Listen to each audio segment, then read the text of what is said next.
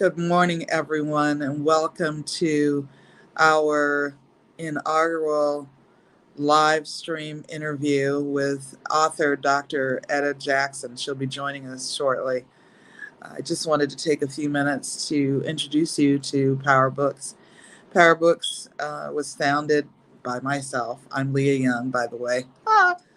And the reason that I founded Power Books was because I think as women, one of the things that we do is downplay our power. So this bookstore is devoted to books by, for, and about women, cis, queer, and non-binary. So if it interests you or you wrote it, we will stock it. If you find in our store at powerbooks.com that we don't have a particular title that you're interested in, please feel free to email me at info@powerbooks.com. That's POWHER books.com. And I will get it in stock for you. We are an online bookstore, and at this time, there is no physical location. However, we do have plans for the future, and we are looking forward to bringing you more virtual events like today's, as well as doing some live events around Las Vegas and other places in the world. And it looks like Dr. Etta may have joined us. Is that you? Okay, no, not yet. All right. Again, we're a little bit early. We're a few minutes early, so I'm sure she'll be joining us shortly. Next week, we are happy to welcome another wonderful author, this time an author of romance novels, Lori Beasley Bradley. And my God, she has a lot of titles. So it's going to be interesting talking to her as well. Please be sure that you tune into us. I believe that one is at 2 p.m. Pacific time on the 13th. Of course, on powerbooks.com and in our Facebook page, which is facebook.com powerbooks/powerbooks. We will be giving you all the information about all the upcoming events, as well as in our group on Facebook. So if you haven't joined, if you haven't liked, if you haven't shared, please join us there. And that's, I think, all of my help. Oh, I forgot. I have a couple of co-hosts on this call, so you may hear some barking, and that's their way of joining the fun. And it's either that or have them trying to break out of another room. So we'll just do the best we can.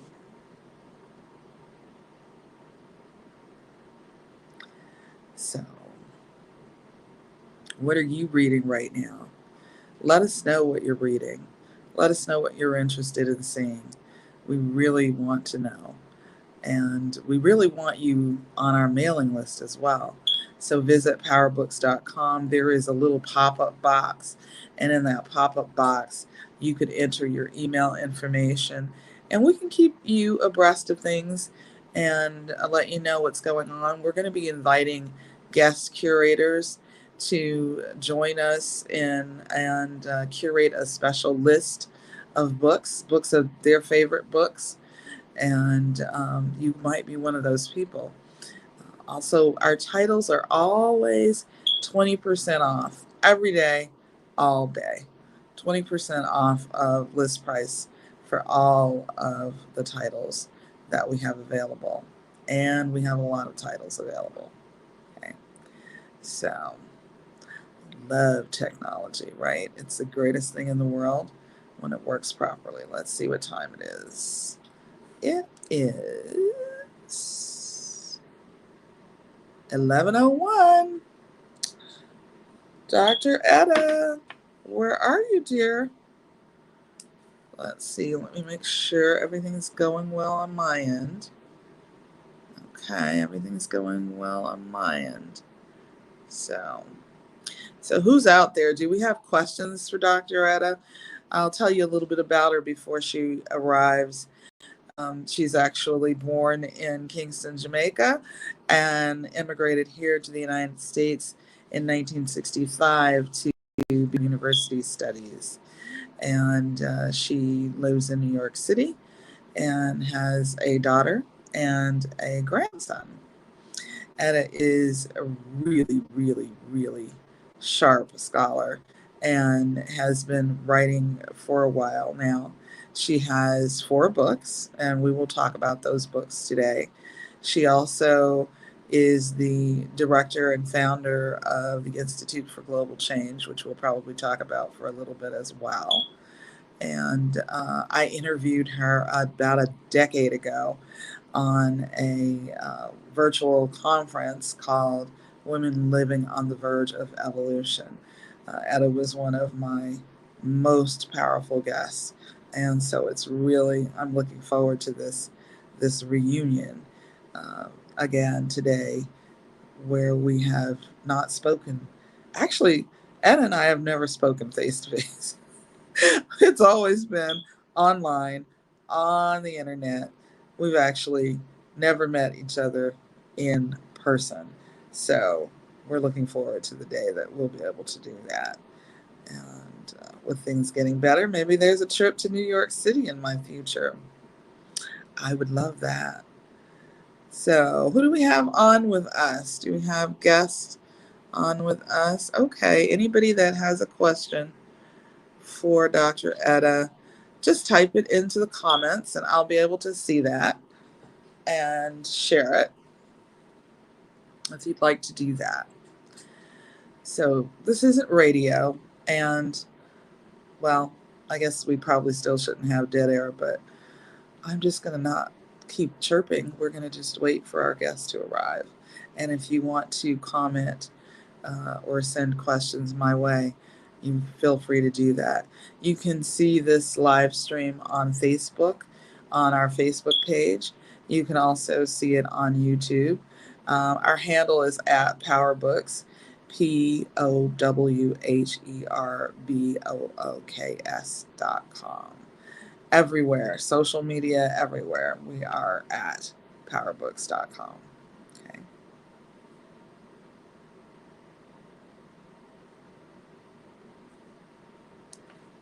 I'm going to check in to see if Dr. Etta got lost on the internet waves. Things do happen.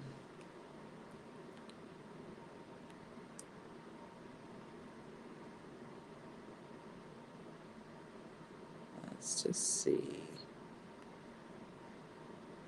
Live TV. Oh, live internet.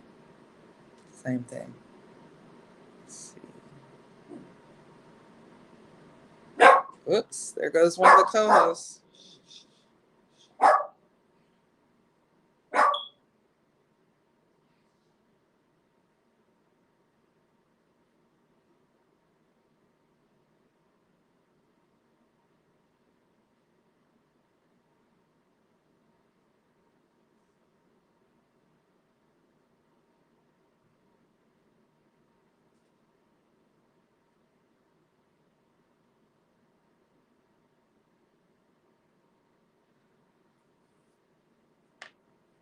Okay, just sent out an internet SOS.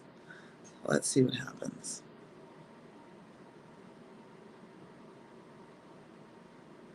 Who do you want to see us interview? Who is your favorite female identifying writer? Let us know. Again, info@powerbooks.com. Send a name. And if you have the contact information, that's even better. We'll be happy to reach out and invite them to join us. There she is. Hi. Hi, how are you? Can you hear me? I can't hear you. Let's see. We just love technology. All right. Let's see. I think I probably have to do something. Okay, here we go. Yeah. There we go. Yeah. My goodness. Technology. I know. When it works, it works, but when it doesn't, it doesn't. That's right. That's right. I was telling our audience before you joined us that we've never met each other face to face. That Face, I we're know. we're we're always talking via email or internet, some sort of internet or telephone kind of thing. Yes. And that I interviewed you a decade ago. Can you believe that? A Yes. decade ago for women living on the verge of revolution. So Yes.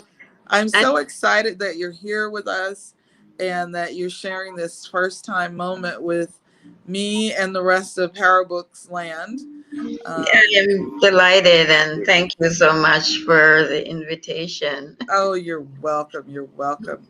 So I'm excited because I'm going to ask you a bunch of questions today. Oh, And wonderful. I hope I can answer them. I am sure you can answer them.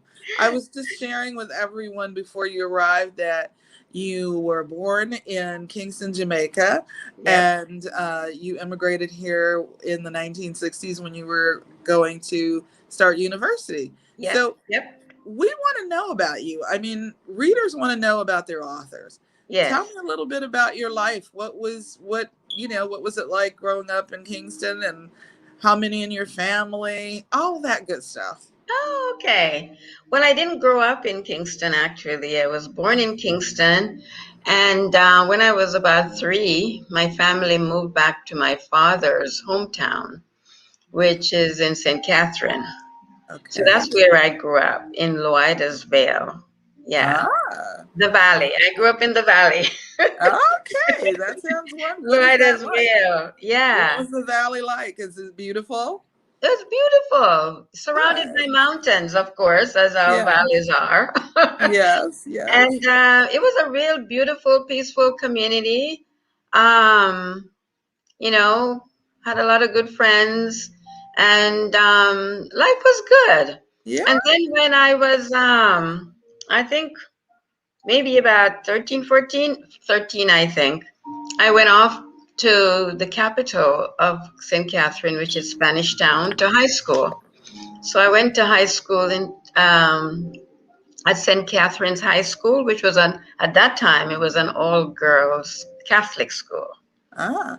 So Yeah. was that a boarding school, Etta, or did you go No, home? no, it wasn't a boarding school, but I boarded out. I was, because there was no high school in the village that I grew up in. Mm. So all of us had to go away to high school. That Oh. meant that we were either you went to a boarding school or you were boarded with a family. Ah. So I was boarded with a family and went to high school in Spanish Town. Awesome. Yeah, and then graduated. And then I went back to the village that I came from and taught for 1 or 2 years. I can't remember now, at the elementary school. Oh, excellent. Yes. So you And came back. because, in Jamaica, I took to graduate, when you graduate or before to graduate from high school, you had to take at that time what they call this Cambridge University exam. That is Mm. Cambridge in England. Mm-hmm. They set this exam for all would-be high school graduates, and you had to pass it.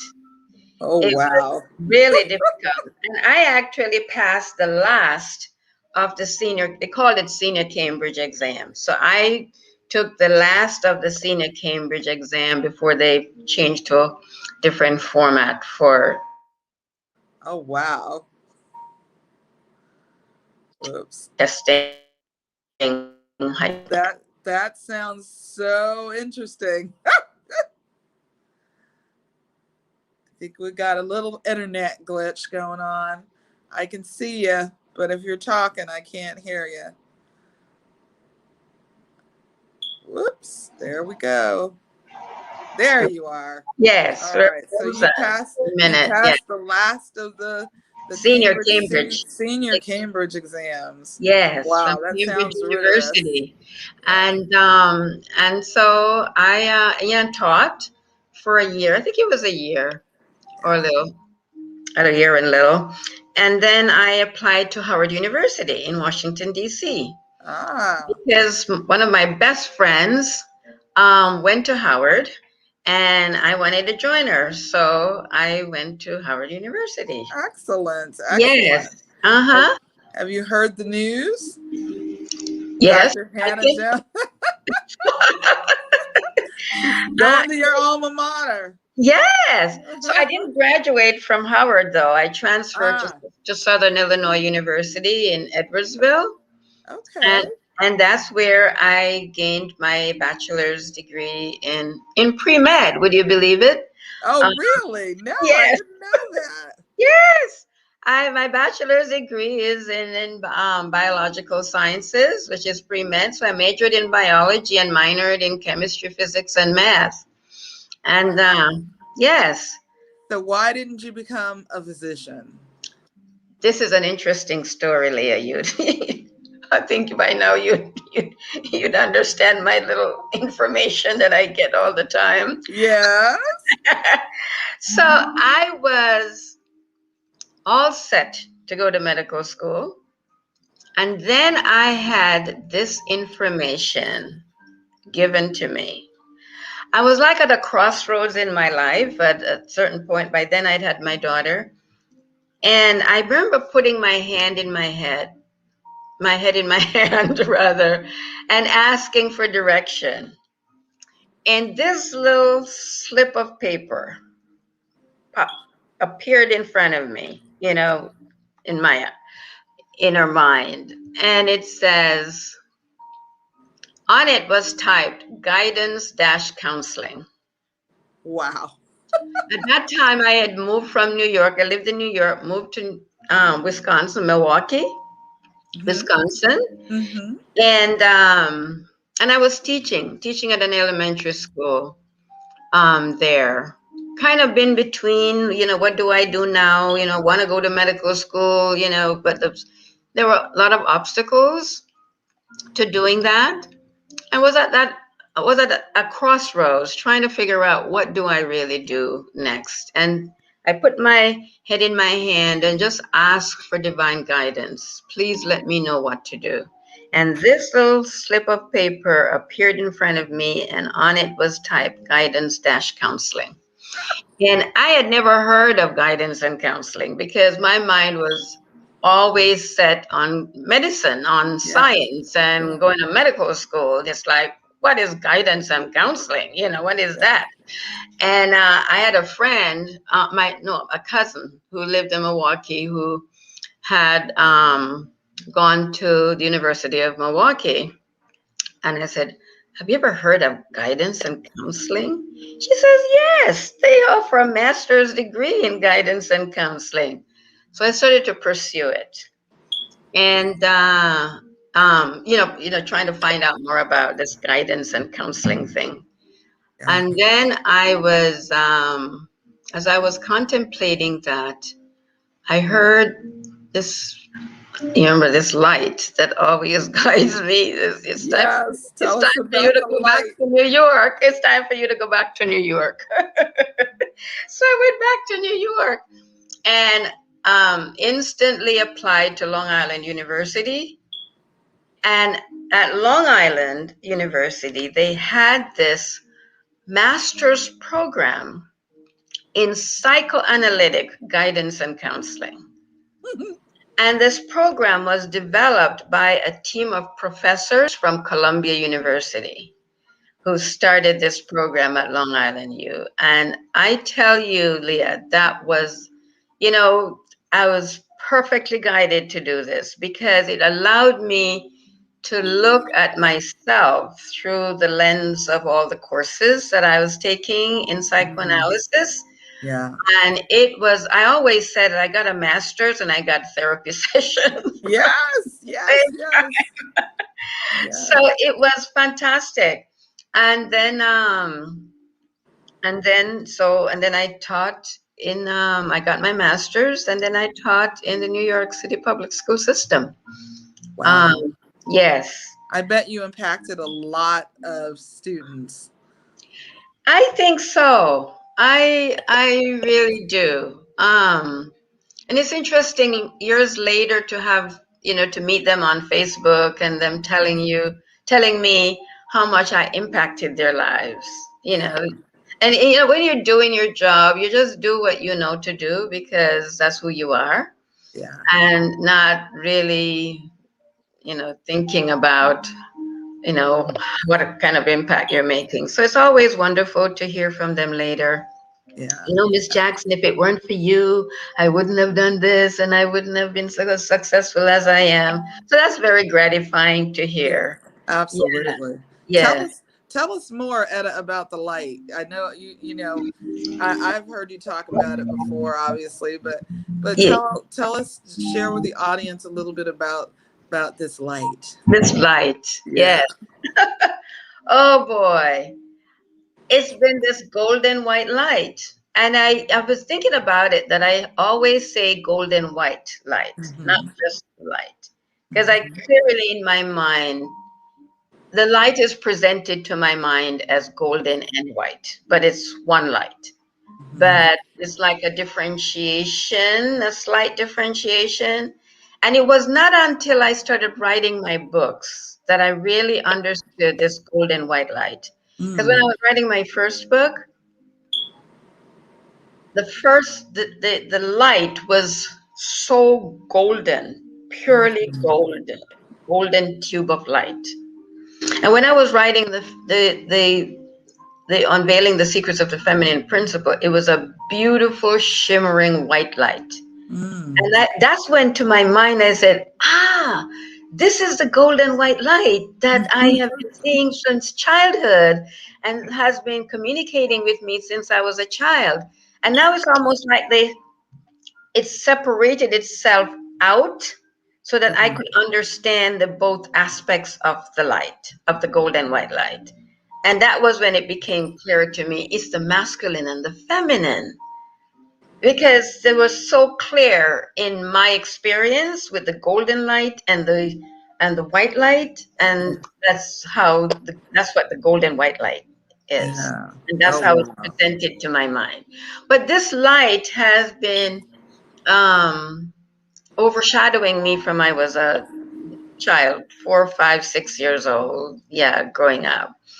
And I would I said, my mother's always asking, where do you get these things from? Because I think a lot of us can relate to that. Our mothers are saying, "Oh, what are you talking about now?" yes, yes.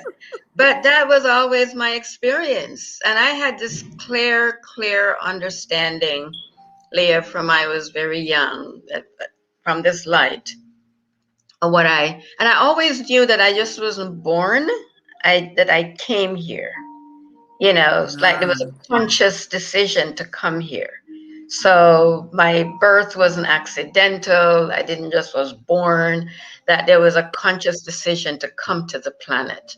And that I came here with a clear understanding of what I didn't know at that age, what that is. I just knew I used to tell my mother that I came here to help with the liberation of humanity. oh my God. How old were you when you told her Six, that? 7 years old. The liberation of humanity. Wow. Yeah. And so I didn't know what that meant, really. I just knew in my soul that that's what that was. Yeah.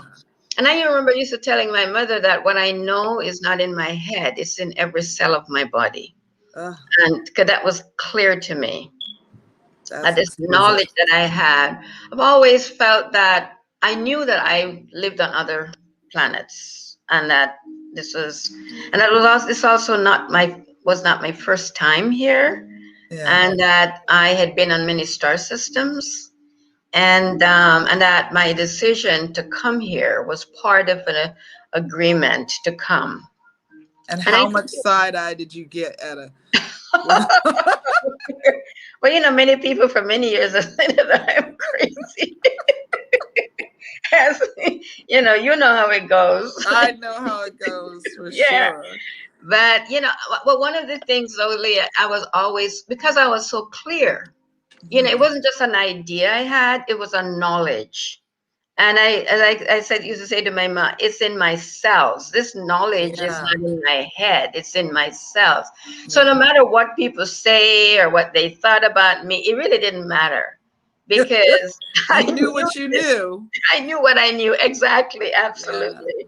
Yes. Yes. So I just kept going. And it was only after the years, I think that when I got the information about the book, the first book, Understanding Your Choice, Yes. and then as you might have heard from my video, I just dismissed it because I just said, "Are you crazy, me?" Because I just couldn't, accept it until one, and then 25 years later, again, when I started writing it, and that's when it began to dawn on me that this thing that I had known as a child about coming to help with the liberation of humanity, Mm-hmm. this must be the form that it Mm. is taking. That So I it's going to wanted to take make the is writing the book. connection, Yeah. yes, that the Yeah. book, and then again, as I said, toward the end of writing the first book, I was told I had two other books to write. So then I began to sort of make You're like, connect the not dots. another one. Yes. Well, by then, after complaining and arguing for 25 years, by then I just said, you know what? Okay, I got it. I have to write these books. So but I'm going to tell you a very interesting story too, though, Yes, about please. the understanding your choice. So after I completed writing Understanding Your Choice, the Mm. light said to me, the book needs a preface. But there's only one person on the planet that can actually write this preface. And his name is Dr. Eugene Whitworth. And Wow. somebody had introduced me to his book. He's written many books, but there's this book that I had read about 7 years prior called The Nine Faces of Christ. Mm. And the subtitle is A Quest for Initiation. Oh, wow. And I read that book from cover to cover. But dismissed it, because, you just buy a book, you read it, and that's it. But after completing the writing of Understanding Your Choice, the light said to me, the book needs a preface, and the only person is Dr. Whitworth. And of course, I remembered him because I had bought and read his book Yeah. 7 years ago. But I don't know this man. So, But you're going to. I am going to, and I'm going to tell you how I got to know, got to connect with them. So I am in London. I come back to the United States, and I'm in Southern California in Mission Viejo, where I had a very good friend. And Leah, you believe this. So I'm there From at you, this I'll friend's believe it. house. Yeah, you believe it. I'm at this friend's house, and this lady comes to visit, and she said, I'm here attending a seminar given by Dr. Whitworth. And he's there in Laguna Beach, which is, a stone's throw from Mission Mission Viejo. Viejo. Yeah. So I'm saying to myself, how coincidental is this that I'm meeting this lady who knows Dr. Whitworth? So I said to her, I wrote this book, and I really like if he would write the preface. And it was interesting to me that she didn't ask, well, you don't know him. But she didn't flinch. She just said, okay, when I go back to Chicago, I'll write him. And I'll tell him I met this lady who wrote this book, and she's asking for you to write the preface because he lives in San Francisco. And she lives in Chicago, but he's holding the seminar in Laguna Beach, and she flies down from Chicago to do this seminar. So she goes back to Chicago and she writes Dr. Whitworth, and she said, "I met this lady. She wants, she's asking that you write the preface." He wrote her back and said, "Tell her I want to know everything about her, and I want to and I want the synopsis to all the chapters to the book. So I sent her my CV, and I sent her a synopsis of all 7 chapters in the book, right? Wow. And Yeah. I wait. Yes. He writes her and he tells her, tell her I want to read the manuscript. The entire thing now. The entire thing. Yeah. I sent that to her. This is his response. So I sent him the manuscript. And I said, tell him I will call him in 2 weeks to see if he would write the preface, because all I'm trying to get is a preface written. Right. Yes.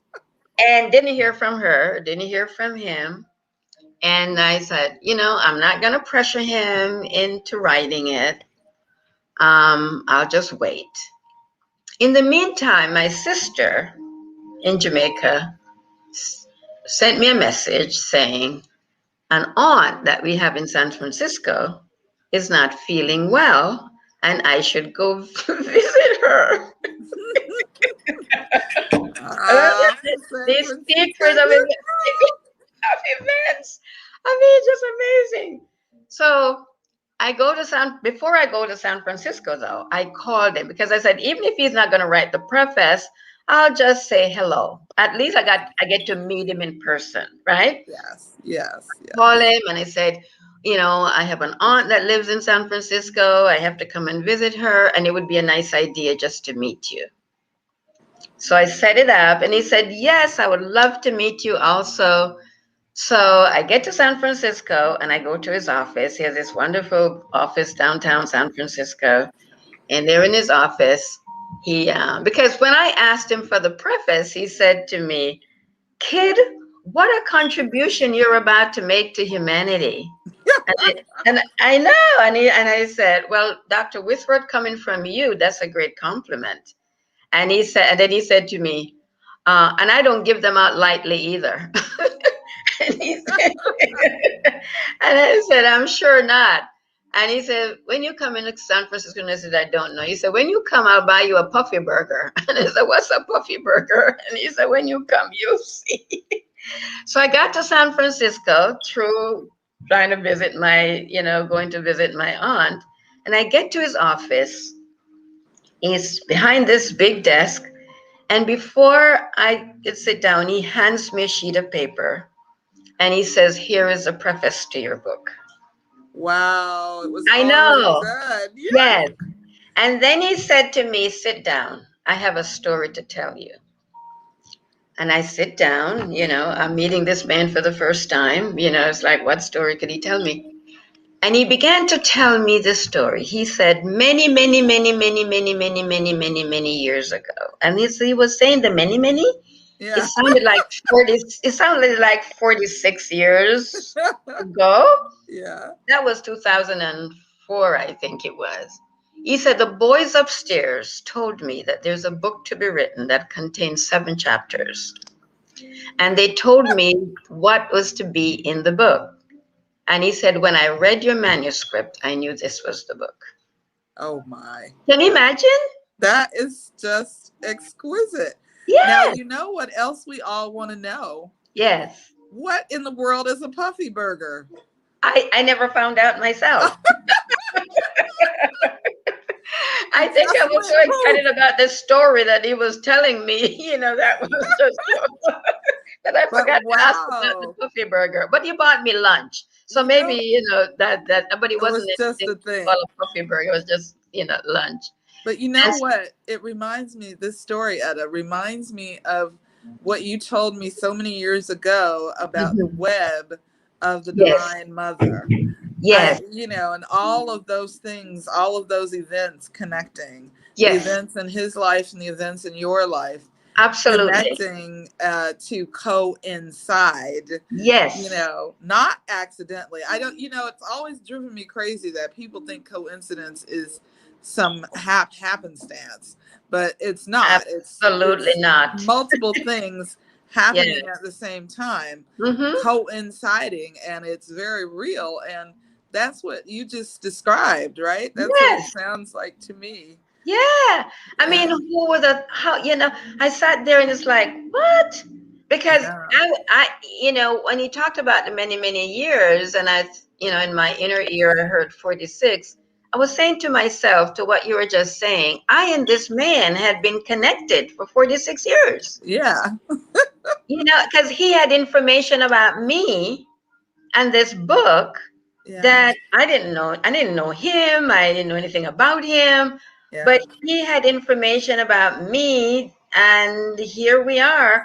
The universe has brought us together to complete the Yes. circle. And when he said it, I knew that he was waiting to meet me, Yeah. so that he could pass over. Because I found out that he and my aunt were the same age, 91 at that time. Oh, yeah. Yeah, one was Wow. born in March and the other in May. Extraordinary. Of the same year, exactly. And I knew when I met him and he told me this story. And I remember him saying to me, don't change one word of that book, because this is the book that Spirit gave you to write. And he said, anybody who don't like it, tell them to go. Yeah. Yeah. Do Yeah, something. yeah. No, he was so funny at 91. Yeah. And he said to me, so he really was this person that I definitely needed to meet. Yeah. And I said, well, Dr. Whitworth, you're like my mentor. He said, no, I'm not your mentor because you wrote this book all by yourself, which is true. But it was just so interesting to know that he was holding the vision for Yes. this book to come into manifestation, Yes. and to meet me. And also the fact that I was a Black woman, he was white.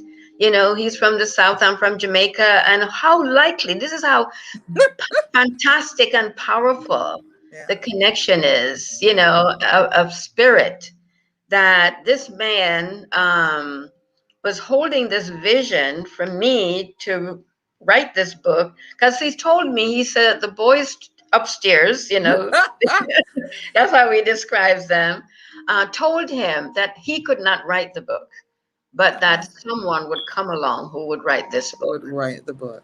Yes, And because he there told you me, there yes. you are. And there I am. Sure, Yes. Yes. incredible. Yeah. So, these are, that's why I just sit back and just sort of, I always say that I'm both the participant and the observer Yes. of all of it. Yes. Because I just shake my head many times and say, well, I couldn't think this up even if I Can't make it up.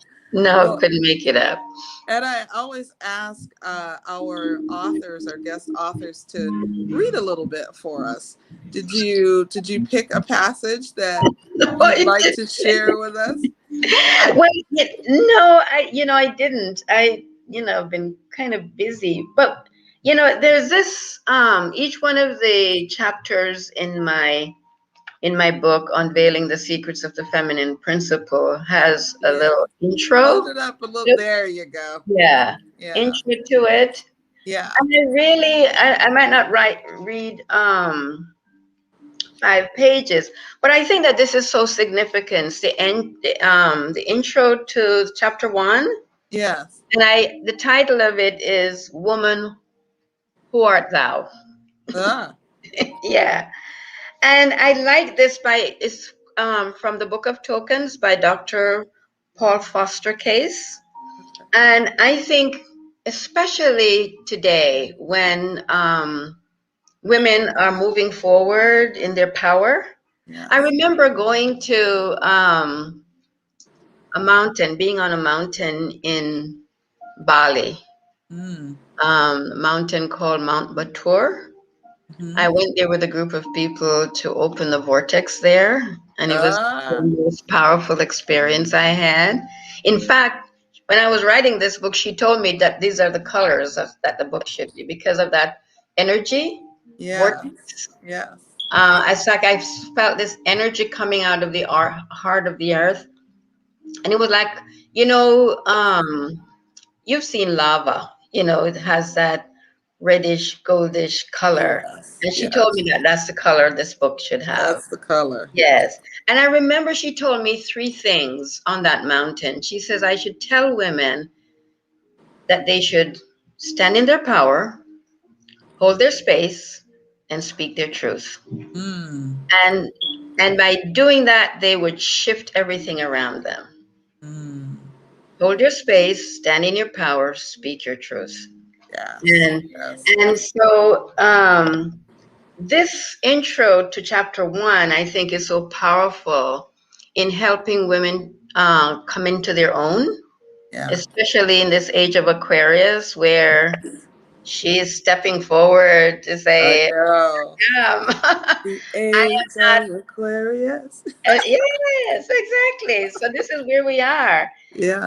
And I think that Paul Foster Case says it so beautifully when he says, forget not that these two, the masculine and the feminine, though they be named superior and inferior, are in truth of equal rank. As it is written, that which is below is as that which is above, and that which is above is as that which is below. Be thou not led astray by their false doctrine, who ascribe to the inferior nature somewhat less of power and worth than inherent in the superior. The two are as the pans of a balance. Each has its own peculiar quality. Each has its appointed sphere of operation. One cometh not from the other, but together they exist from everlasting to everlasting. And I think that that just says it so powerfully about the feminine, because what we're to experience in this new age is the emergence of the feminine taking her rightful place beside the masculine, not behind, and coming, helping women to come into their power Yeah. as equal to men. Yes. Yes. There's no lesser place for her at all. The golden white light. Right. Yes. Yes, and I want our audience to know. I've incorporated a link on our Facebook page and on all the posts about today's live stream that your book is available, and it's available in our bookstore, and you Okay, should get great. it. You should get Thank it you. because it's Yeah. really, really awesome. And I've read all the books except for the latest ebook. I haven't read that one yet, but I've Yeah. read all the books, and yeah, you've got to get them, and we have them, and you should definitely buy them today. And as Yes. I said earlier, all of our books are always 20% off the list price every day, all day. Okay. And you Thank can, you.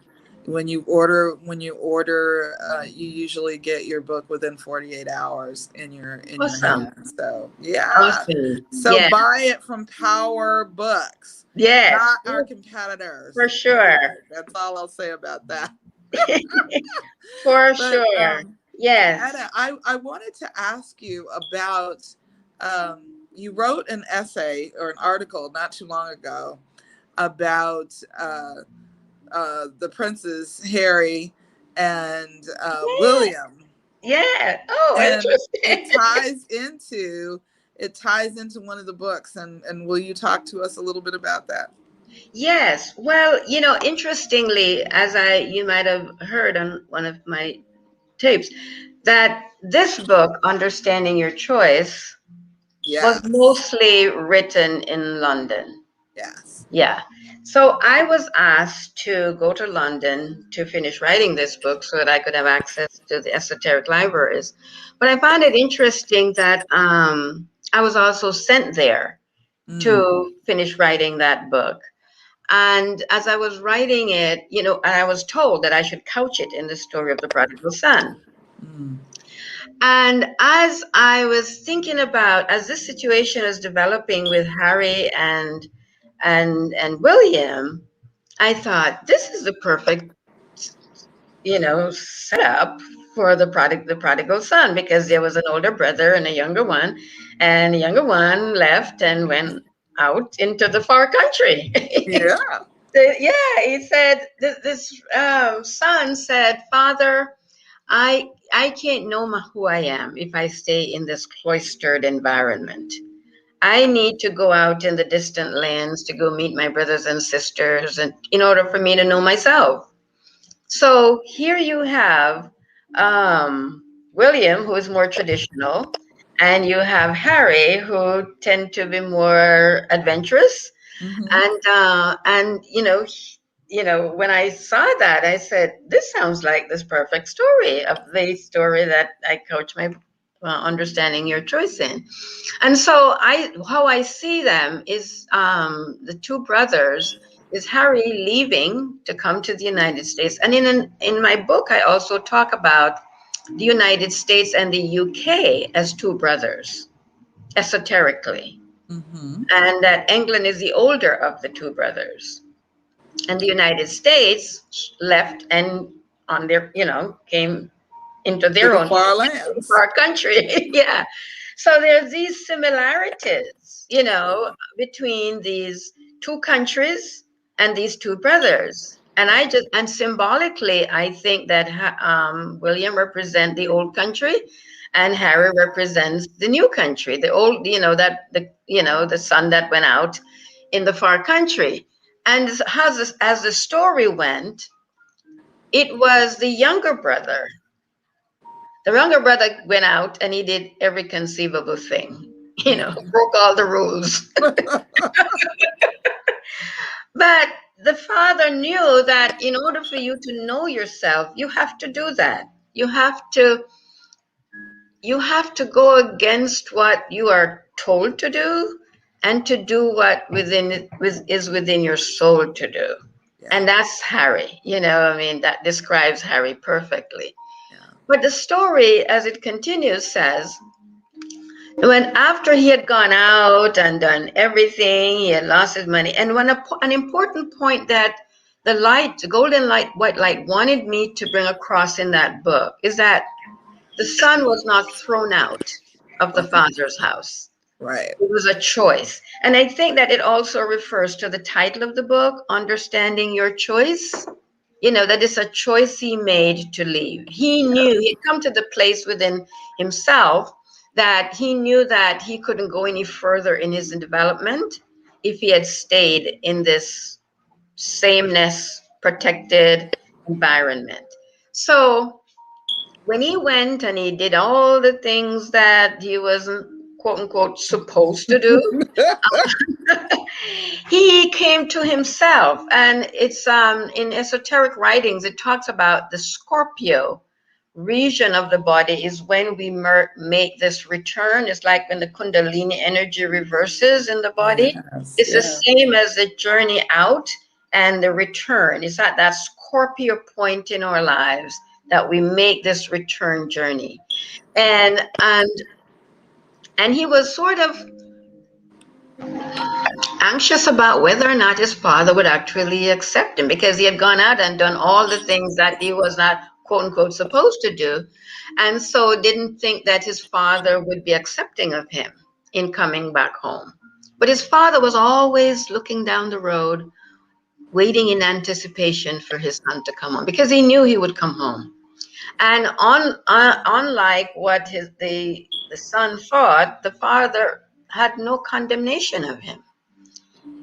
He actually ran. When he saw him coming down the road, he ran and met him and put this cloak of power around him and welcomed him back home. And he was the one who actually was elevated to a position above the son who stayed home. Why? Because it's through consciousness. The consciousness that the young son now had, based on the experiences that he had had, the knowledge, the understanding, and the wisdom gained by actually living. It's only by living life fully that we gain consciousness or evolve in consciousness.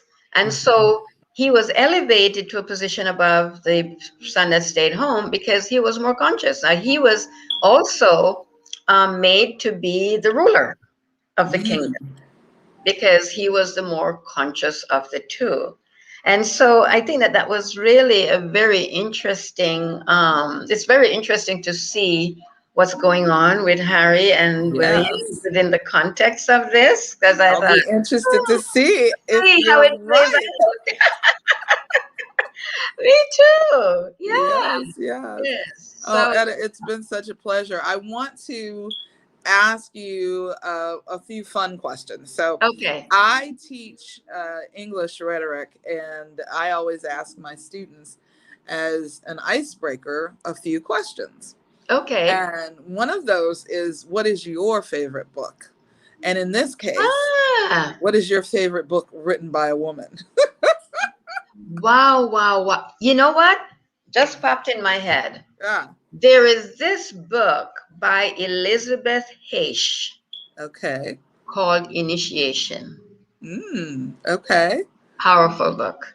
Oh, it sounds it. Powerful book. And I Elizabeth and I H. reference her a lot, especially I mean in this book, Yeah. Unveiling the Secrets of the Feminine Principle. Yes. Yes. So Yes. we can find her. We can find her information. For That's reference, good. yes. All right. Yes. Awesome. Because all my books are written in a kind of academic format with references and Yeah. glossary and all of that. So, Yes. Yes. yeah, These are not tea and crumpet books. no, they're not. They're not. No, So as I said, it's for the serious. Those yeah. who are really serious about wanting to know who they Yeah. are. Yeah. Yes. Uh-huh. And my second question is, what is your favorite type of music Oh, or wow. a favorite band? Wow. There was this. Oh, wow. I love, yeah. Ah, that's an interesting one. Because I love instrumental music. Ah. Yeah. And there was this Japanese instrumentalist that I used to listen to a lot. I can't remember his name now. Chi, no, I can't remember. But I love instrumental music. Instrumental music, classical, Classic, yeah, world, no, sort of new age. new age. Yeah. Yeah, Mhm. yeah, yeah. And Wonderful. there's this artist called Peter Cater. Uh-huh. I Peter love his Cater. music. Peter All Cater. right. Yes. Okay. Uh-huh. Wonderful, Love his wonderful, music. wonderful. Yeah. And Hmm. then tell us something about yourself that we would be surprised to know. Oh my gosh, what could that be? Oh my Oh, god. you're full of surprises, Etta. Come on. Oh, It's got to please. be. Oh my gosh, what could that be? Mm, I love food. You love food. That's good. I like I that. love It's a good food, and answer. yeah, And I love you're, different dishes. One of the things that I traveled quite a bit, yeah. and I always define a country by the taste. Oh, It's interesting, and I thought about this. I remember I was in Indonesia when I went to Bali, and I was eating some of the dishes there. And yes. I said to myself, it's the same food stuff, whether it's chicken or pork or beef or whatever that we have all over the world. But the spices, how you combine the spices, Yes. gives each country its signature Yes. flavor of its Yes. food. And Yes. I thought, wow, this is so interesting that we eat the same food, but because of the spices, how Yeah. they're combined, we can define this country by this way in which they combine the spices versus Yeah. that country. And I Yeah. thought that was fascinating to me. Wonderful. Just think about that. Yeah. Well, things are opening back up and you're in New York City. Where should we go to eat? Oh my gosh, I'm always looking at place. I found a new German place Oh, close by because I love German food. Yeah. And But I could, and then there's a French place because I love French food. So you can see my dilemma. I can see, and you're in this town that has all this good food. So Yes, and New York is a perfect place, you know, it because you is. It's have a so perfect many, place. ethnic dishes. Yeah. Well, So, thank you again for coming and for being our first Power Books live stream author, okay. and certainly not the last. And I'm sure we'll have you back because you have more books, and we'll talk Yes. about more I'm gonna, books. And just hold for a minute. definitely. This Oh, one. yes, yes, Yeah, yes, the yes. Let's rule of not forget consciousness this and one. governance. Yes, The other two, and then this is the last one. yes. The This is idea. actually an extension of chapter 8 of my third book, of this book. Yes, I yes, thought that the chapter was so powerful, the yes, idea that is the United States of America, that I yes. needed to bring it to the attention of a larger, Audience. audience. Yeah, yeah, Even if they didn't buy this book, I yes, wanted them to have this available because it yes, really is worth understanding why America. President Biden also talked a lot about the idea that is the yeah, United States of America. And I yeah, think if we understand the idea, because it's the only country that was founded on an idea. yes, Yeah. That if yeah, we understood what the idea was, and I was telling a couple of friends the other day that it was not about making a lot of money. It was about consciousness. That was the premise on which America was founded. yeah, yeah. And that, it's also not a religious country. It wasn't founded on religion. It was No, founded on Freemasonry, yeah, yeah. contrary Well, to. let us hope that we can elevate the Yes, consciousness of the nation and the yes, world yeah. before too long. Yeah, I Yeah. think that that's why it was written that we are evolving into a more perfect union. It's a Mm-hmm. journey. Mm-hmm. Mm-hmm. Yeah, And a and long one, a right? long one. Long one. We're getting there though. No, Yeah, no I'm very. instant gratification. No, absolutely not. Absolutely It not. is Yeah. so wonderful Yes. to see you. Yes, Yay! me too. So And as we we have to meet in evolve, person. yeah, I was gonna say as we evolve, the next step is to actually see each other live and in color. Yay! Yes. And In now real. that things Yes. are opening up, I'm sure to come to New York City. But if you ever come to Las Vegas, definitely let me know. Absolutely. Yes, Definitely. for sure. Because And I feel thank like you I so know you much. in person already because we I do so know. Well, much. it's been a decade. So Yes, yes, absolutely. thank you Thank you again. so much, Enjoy the Leah. rest of your day. Everyone, order Etta's books right now before Thank we run you. out. All Yes. right. Take care. Thanks again. Have a great day. You Bye too. bye. Bye. Bye.